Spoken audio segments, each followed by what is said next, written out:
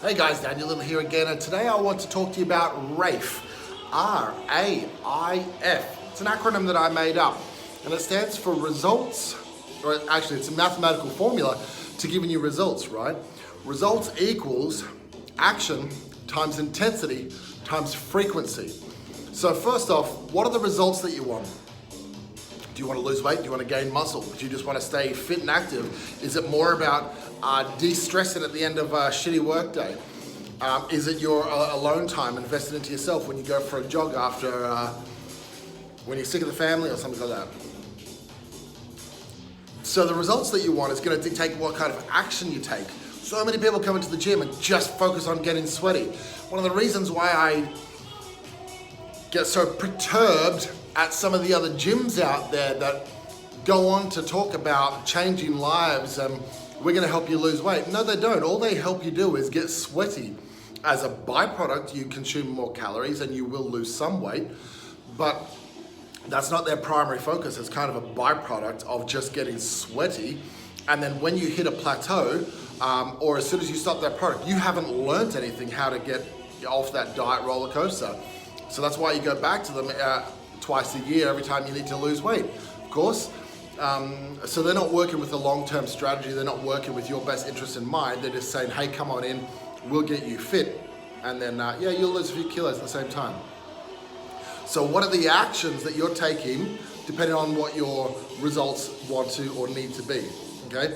Now, depending on your action will also then dictate your intensity, okay? Obviously lifting weight, you have a very high intensity for a short period of time, which is very different to doing like a body pump or a Les Mills style class where your intensity is a lot lower because your duration is a lot longer. Think of like the difference between a sprint and a marathon, right? They're both very, very intense efforts, but they're also nowhere near the same, are they? So what is your intensity? Now your intensity needs to be appropriate for what your results are going to be. Your intensity needs to be appropriate for the action that you're taking. So whether you're doing a HIIT class or a circuit or lifting weights or going for a 5 to 12K jog, your intensity is going to be different, but it needs to be at a certain intensity to create the appropriate stress stimulus for your muscles or body to adapt, right? And then depending on what your action is, depending on what your intensity is, will then determine what your frequency is. Are you training 5 days a week or are you training 3 days a week? Do you need to have active recovery days? Are you best to go for a swim in the pool on your active recovery days? Or do you need to roll out or just stretch? Or can you exercise twice a day, 6 days a week, fucking beast mode all the time? So, what are your results that you're wanting?